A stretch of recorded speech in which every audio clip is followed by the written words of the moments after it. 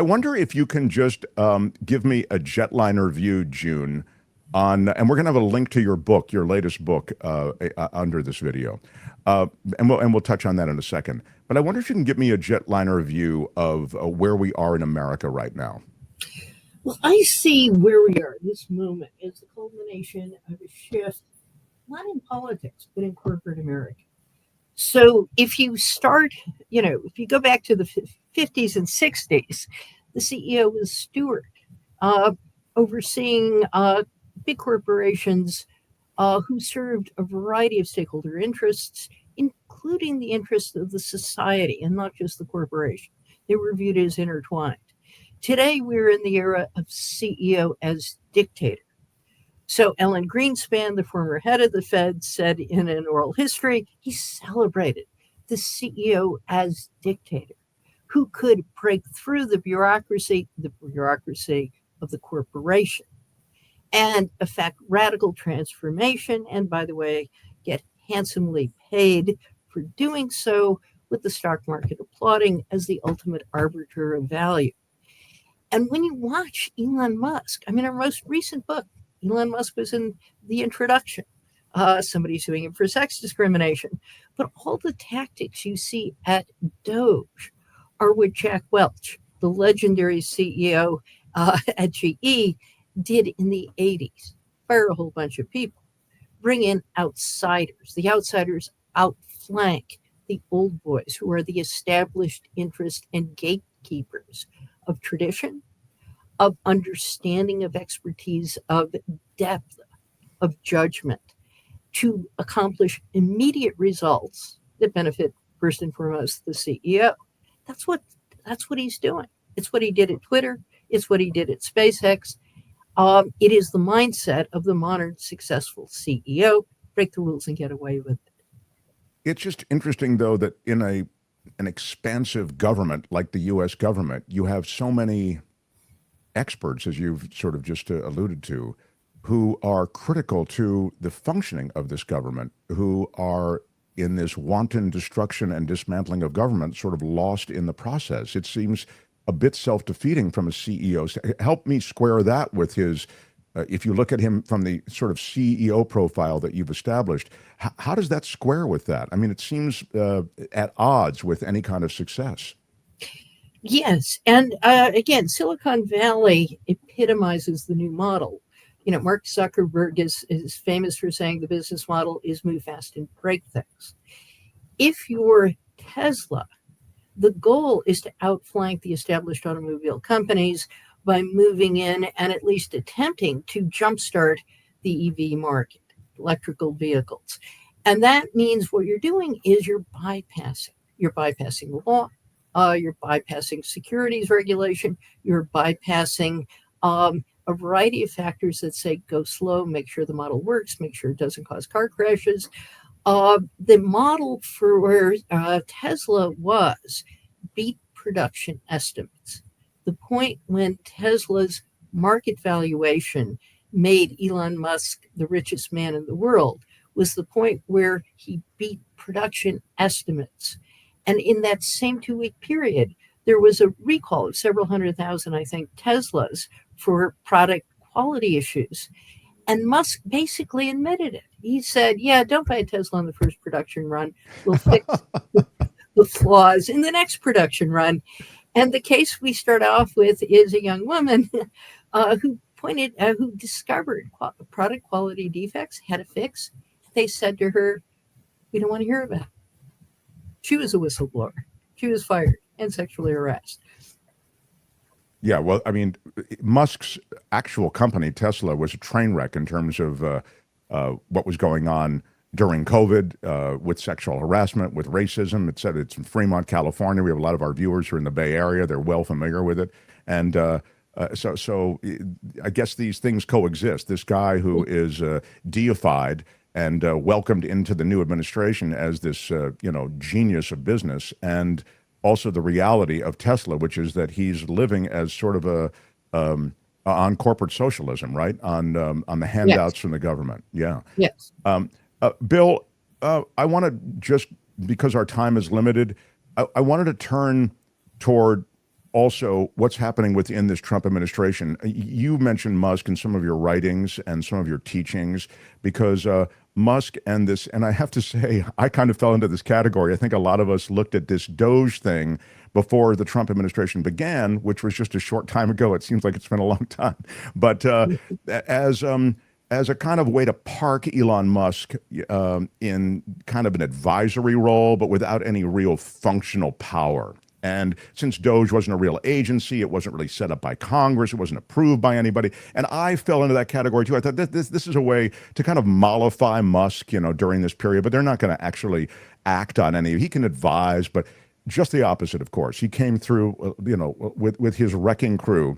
And I wonder if you can speak to what has happened and his role in the administration and how you see this administration proceeding, particularly when it comes to economic policy that we've sort of just experienced in this bizarre way over the last week. Yeah, so the administration is a criminal enterprise. And that's how you have to think about it. So what do you what's your great fear, even if you're president, if you're running a criminal enterprise? Well, there are laws. And in America, we can't prosecute you criminally while you're president, but we can potentially afterwards. And he came very close to ending up in prison. So what would we like to get rid of? What threatens us when we're super powerful, the most powerful person in the world? Whistleblowers threaten us. So what did they go after first? The inspector generals, who are the institutionalized whistleblowers, but they also are in charge of protecting federal workers who blow the whistle. And Trump had a huge problem with that. So you send in as your, Schwerpunkt, the point of the Blitzkrieg. Sure. Musk. You have him cut across all lines. You give him the ability not just to get rid of, but to disparage, right? So nobody is honest. Nobody's competent. Everybody's incompetent and corrupt that you're getting rid of. And that's just a label. And again, everybody has said it. It's confession. Whatever they charge other people with is what they're doing. That's one big threat. What's another big threat? The Foreign Corrupt Practices Act, international bribery. Well, that's what they went after as well. And they stopped enforcing that because Trump is doing all kinds of foreign deals. Right? And so he doesn't want to go to prison on that. Where are the big financiers? They're not just Musk, but Musk is in this category. They're the crypto bros. Right? We lived in Silicon Valley for 20 years. Their great guru, David Friedman, was June's colleague at Santa Clara University. So this is a world we know very well. We grew up with those kids that are now doing the seasteading thing of creating your own country on a ship and failing and such. Well, all of those folks want to have no regulation. So they've gotten rid of regulation and they've turned the government into a sponsor of crypto, right? And they just got rid 2 days ago when we're speaking of the FBI Department of Justice section that we're supposed to deal with crypto frauds.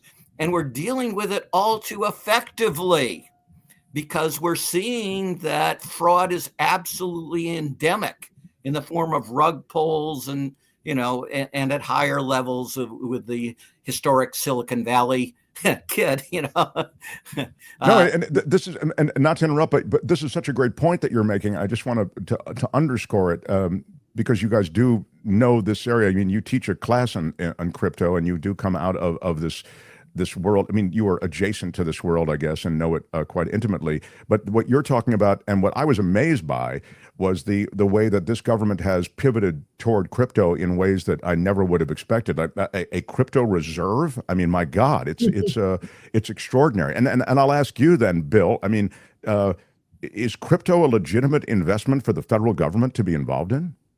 No, but it's also a stupid investment for everybody unless there's no there, right? That insult of Oakland that didn't really apply to Oakland, but it does apply to crypto. So what do you need? You need purchases, and you need holding, or hodl, as they actually call it in this world. How do you do that? You create a Federal Reserve of crypto that will never sell. In fact, it's issuing statements about criticizing premature sales in the past of crypto we seized, the FBI seized in criminal investigations. In other words, we're going to hold entirely so we keep up the value of crypto. And here's a prediction of what's going to come next. We're going to actually then start buying crypto through Congress. That will cause the price to surge. And then as Trump is running record deficits, he's going to reprice our crypto reserves to market price, and the budget deficit will disappear. That is just absolutely wild. I mean, I'll need a whiteboard on that, because that's extraordinary. June, what we've just lived through with this tariff on, tariff off, the across the board tariff, the perverse arithmetic, I'll just call it, because you really can't find any coherent sort of computation that leads us to these tariffs that were imposed for a short time. Give me a thought on this within some of this that we've talked about. This, as Bill has characterized, it's sort of a criminal enterprise. Sure. I mean, what we describe in our book is the shift in mindset from institutionalized power to personalized power. And personalized power is about what can you accomplish today? Sam Walton's mantra was beat yesterday. All that really matters is, can you score points today? And I describe this as life as a video game. One of the things that mystified me, I used to debate the Federalist Society, and then in the beginning, this is, conservative legal theorists. And, they believed in the ideas, and the debate was interesting. Now it's about scoring points, ad hominem attacks, taking down your opponent. When you look at how Trump operates, now Trump instinctively, but the people around him more comprehensively, it's how do I score points that enhance my personal power today? How do I embarrass my opponents? How do I rig the system so I walk away from the table in intrinsically zero-sum transactions with the majority of the benefits? That's the mindset. And that's a mindset of corruption.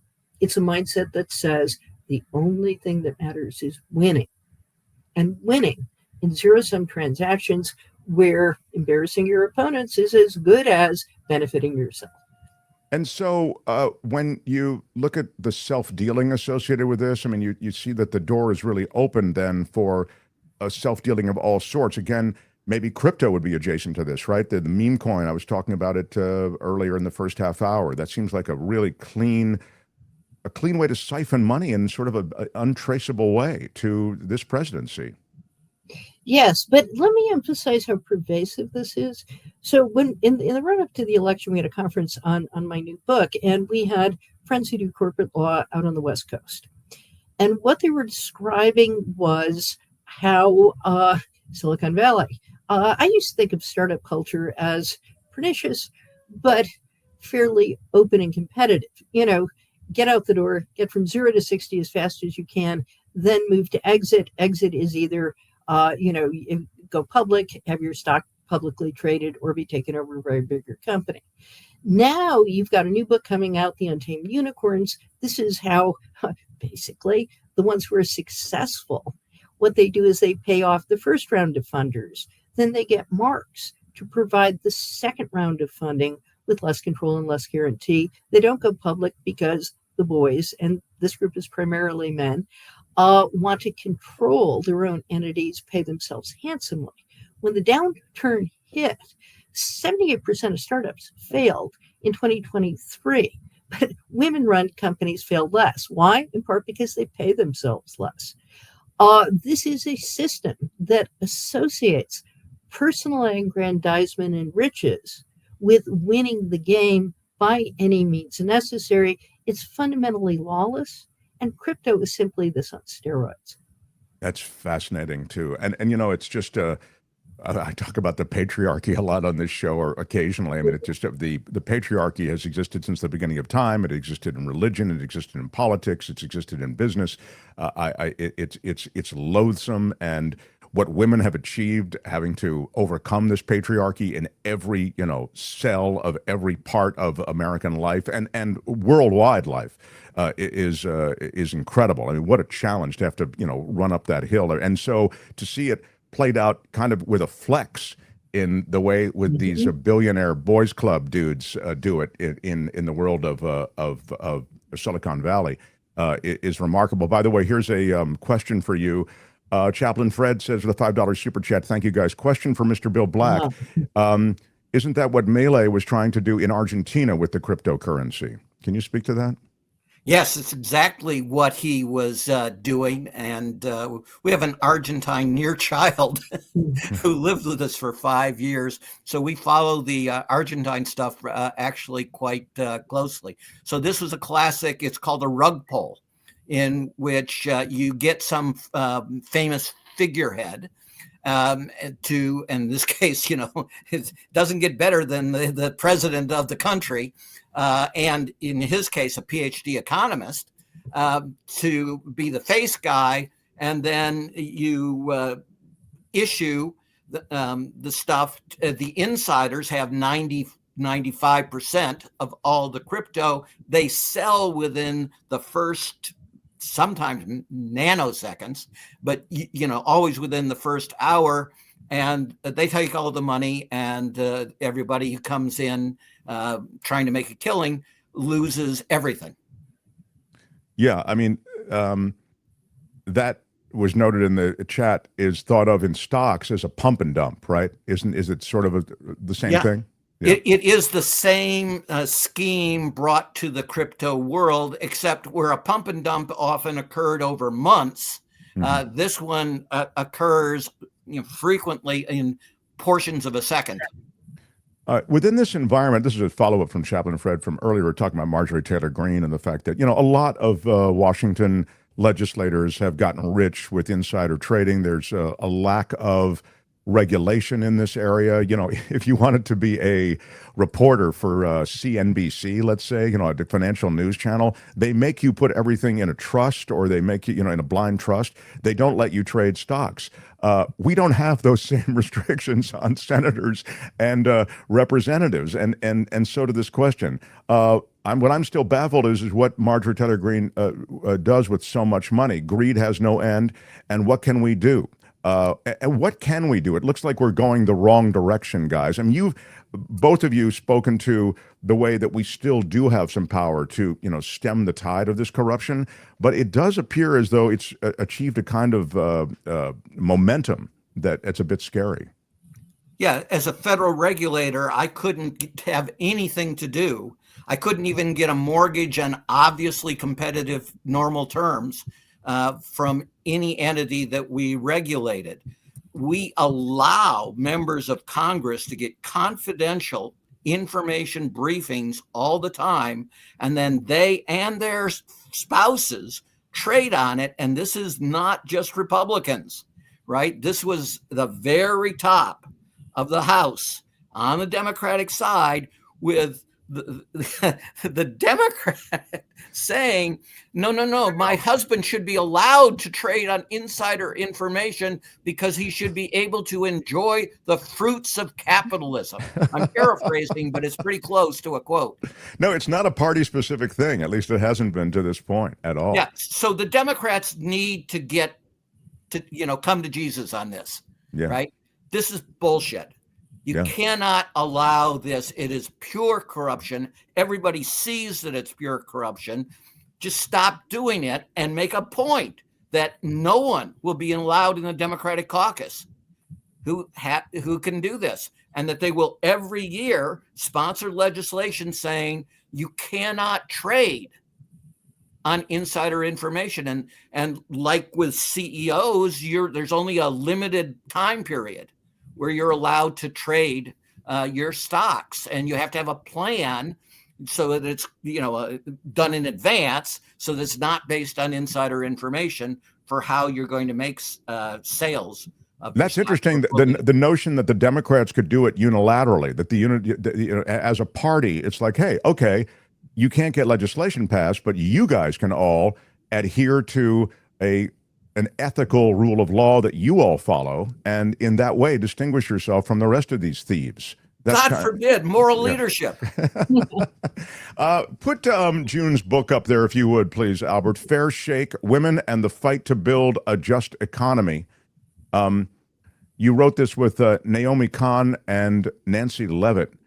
And as I was mentioning before, this billionaire boys club that has taken over Washington seems to be reflective of maybe what's happening not only in Silicon Valley, but what I think women have had to deal with for so long. And within the economy, and I guess it's documented in the book. I've yet to get the book, and I will. I make you this pledge right now. And as I say, there'll be a link to the book underneath this video. But I guess we know that women just have a much tougher climb within the business community. And also, just when it comes to compensation, historically, women have been wildly undercompensated compared to men. So what we show in the book, and indeed we were just surprised to discover it. When we started, we were aware from our last book on the family that men have been the big winners and the big losers in this economy. But women college graduates, the big winners among women, have lost ground compared to male college graduates since the 90s. And we thought we'd find a bunch of different stories, the usual, unconscious bias, etc. No, what we found is women are the canaries in the coal mine. The more the system is based on breaking the rules and getting away with it, the farther women fall behind. We started with Walmart. Biggest class action in U.S. history, went to the U.S. Supreme Court. What we discovered is all the factors that Sam Walton admitted disadvantaged women, optimized wage theft. What the game was cheating workers out of the money to which they are entitled because of overtime, because of minimum labor standards, etc. And the way to act illegally and get away with it is not to have your fingerprints on it. So you incentivize the store managers to break the law without corporate management being responsible. And when you do that, you want men. You want men who are callous, who are amoral, who are willing to move on short notice, who put the job ahead of everything else. And women almost inevitably lose in that kind of environment, not because there aren't women who will do it. There are, but because the men don't trust women to break the rules and get away with it. That's just fascinating, too, that it's when you're looking for somebody to sort of enforce on your behalf, you need to find guys who are, not all guys. I mean, your husband, me, and, we're the goodies. But they're ultimate. Frankly, you're economically incentivized in the environment that you just described to help out with whatever you're being asked to do. Isn't that right, June? You want the guys who are working for Doge. They're young.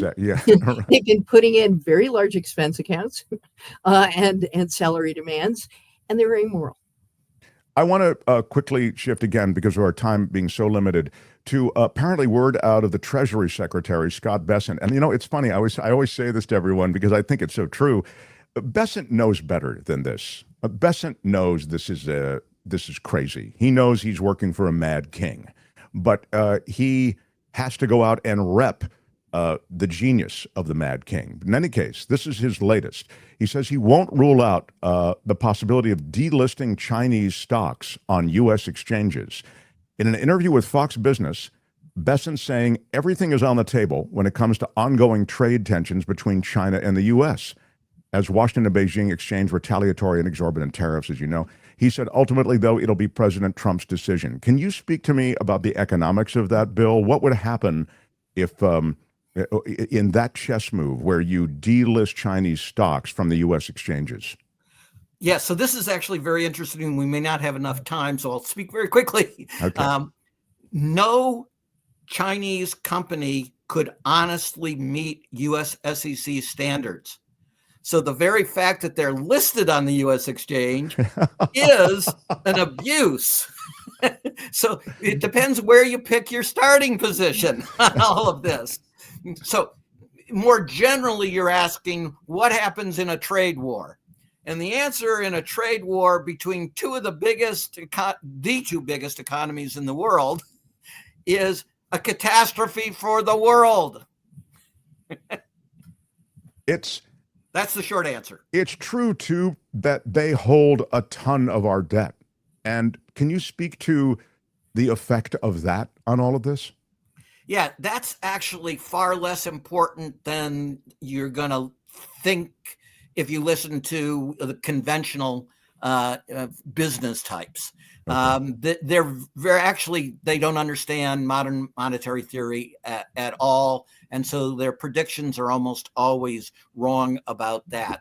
The dollar will not collapse because of this, although Trump can do other things. Trump can weaken the dollar, can't he? We're in the first month and a half, Yeah. But I mean, Trump years to destroy our economy. Trump, in service of trying to, balance whatever, real balance or just his perceived balance of trade I'm talking about, he could deliberately weaken the dollar to try to do that, couldn't he? Yeah, here's the 45-second version. These tariffs on China are vastly higher than Smoot-Hawley, which was one of the major factors producing the Great Depression. The era that Trump claims was the bestest, the Gilded Age from the 1870s to the beginning of World War I, in fact, the United States in that 50-year period was in recession more than half the time. And there was no safety net at all for people. And so tons of people simply died as a result of this. But there were record profits and record monopolization. And that is the era he views as the greatest ever and wants to bring back. It would be a nightmare, not just for the United States, but because we are the world's largest economy, it will be a nightmare for the world. Whatever you dislike about Biden, and I think there were a number of things to dislike, we didn't simply have the best economy of any major country in the world. We had the economy that was the only serious engine working effectively to bring much of Europe and much of the third world out of the Great Recession.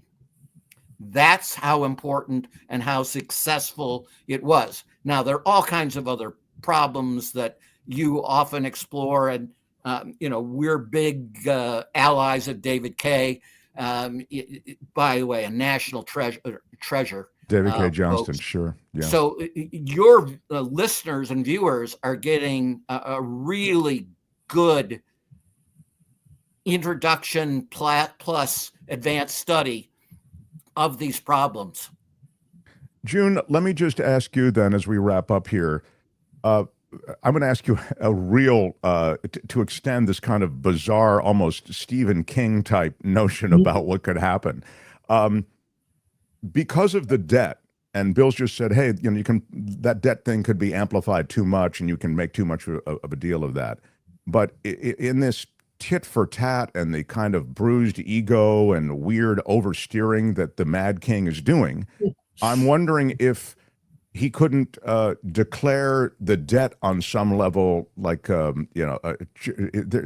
he makes up these declarations, so he could come up and concoct with whatever declaration you want. Is there a way that we could just not honor that debt or decide to discount it in some way, or would that be so destabilizing to our ability to sell treasuries worldwide that it would be unthinkable? Yeah. I'm going to leave debt to Bill and get more at the psychology of what he's doing, which is, for Trump, think of Trump as like a feudal lord or warlord in some ungovernable part of the world. What matters is power. What matters is besting your opponent today. Tomorrow we'll all be dead. What you just described, the fabric of the rule of law as the foundation of the global economy, a global economy built in the image and likeness of the United States, is in many ways intangible. It is based on trust. It is based on a degree of honor. Those qualities have no role in Trump world. So he's quite willing to sacrifice them. And so law, rules simply become tools that you use to undermine your opponent. But if sacrificing them today benefits you, you do it.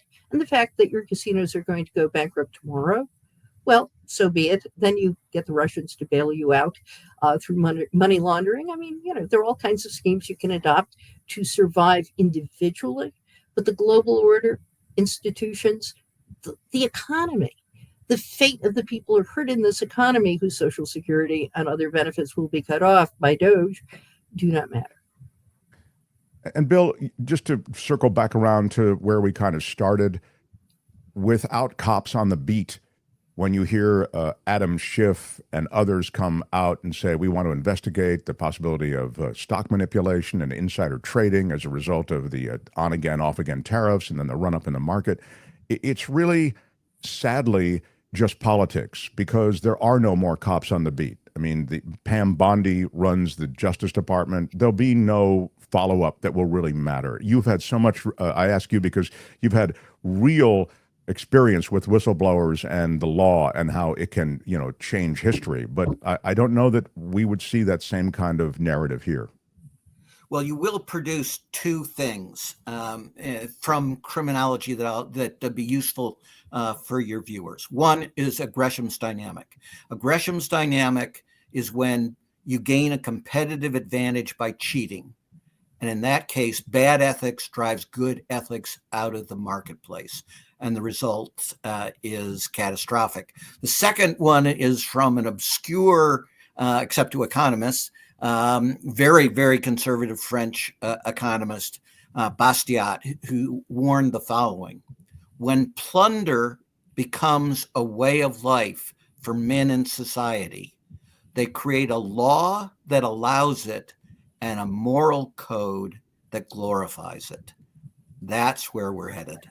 Wow, that's so disturbing in the extreme, And I think you're so right, both of you, to point to the fact that, these laws and these markets are sort of understandings between people. There's a framework that we all kind of agree to, I remember reading that book, Sapiens, and one of the things that is pointed out in that book is what distinguishes us from other creatures is not intellect. We always think of ourselves as so smart, but these other creatures have all the intellect they need for the world in which they are occupying, but that we agree on a certain system, that we agree on a certain, even the notion of branding, like how we value some Hermes bag or whatever, we all sort of have stipulated the fact that that's of value. So anyway, to bring it to this, you both have noted that we all are parties to a system that depends on us essentially being honest dealers to all of this.